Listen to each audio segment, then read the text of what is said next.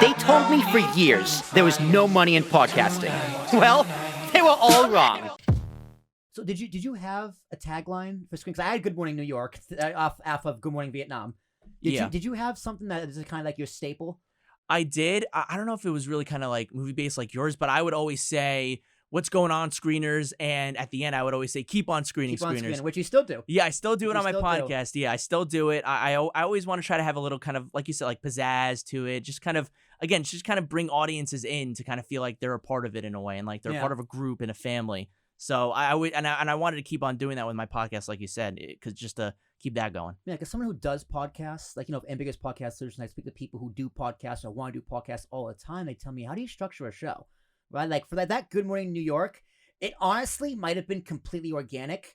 I don't think I thought of something like that because that's not typically my style. Like, I'll take something, and if it works, I'll do it again, and then I'll run with it. Yeah. So, like, my podcast I did with my friend Nash, it was called You Mad Bro. That's one that doesn't exist anymore.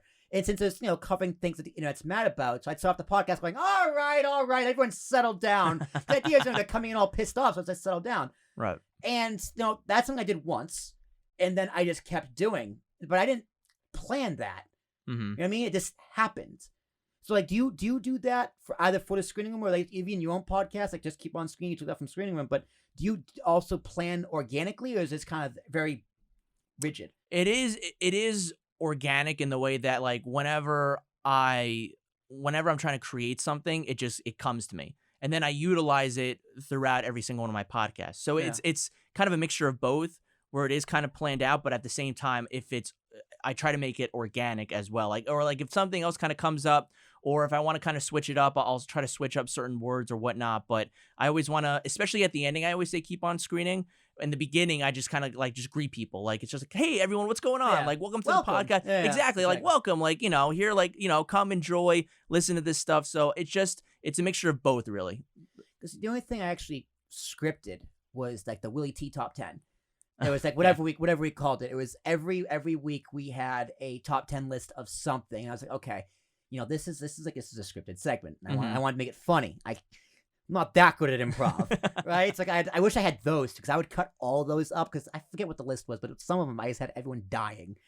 Really? Yeah, I don't remember what it was. I couldn't remember what it was, but it was just that one liner that you don't think it's gonna work, and then it just works. Wow, yeah, that's true. I mean, it's just if it goes, it goes, really. And I will say, like, for my podcast, like, the only things that are really scripted are the beginning and the end. When I'm like introing, being like, "Hey, like, what's going on?" and then kind of like saying like, "This is what I'm doing. Like, these are the topics that we're gonna be covering." I do a few notes, but even that, I'm just kind of like off the cuff, like whatever's on my mind. Like, I'll pretend to look at my notes that I do. But then at the same time, my brain's just running like it does because it's wired to. It's like, what you're saying, what you're doing at this point because you've been doing it for a while. So it tries to be as creative as possible with that in that kind of a way. Yeah, I mean, most of my podcasts are off the cuff. There's certain guests. Like I talked to someone yesterday who I don't actually know personally, but I've actually met in person. But like I had a list of questions just in case because there was a social media manager. It's like, okay, I want to ask a bunch of questions on social media. Right. But, like, I also don't know this person, so I don't want to go in cold and I'm stuck. Right, yeah. So, like, I had those questions. I'm happy I didn't go to them most of the time because the old podcast, I think maybe 1 through 10 of this podcast, like, I had all my questions written out. Like, okay. I also have a bunch of questions that I ask off the top of my head because that's just what happens. Right. But most of them were scripted out. And the screening room itself, like, the segment beat by beat was scripted. So, this block we're talking this movie, this block we're talking that movie, this block we're talking that movie. I had notes of that movie I watched.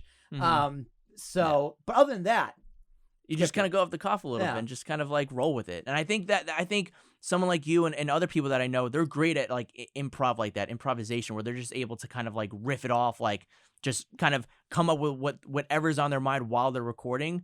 For me, I got to be able to at least, again, like have some kind of structure in that sense, being like, okay, like I know what I'm talking about here. And I took that off of screening room to kind of just have some kind of structure just to kind of be like, okay, this is like A, B, and C of what we're covering. But then everything else is kind of like, just fill it in. It's like a basic skeleton. I like to think of it. It's like You've got the skeleton and then you fill everything else in as you kind of go, basically.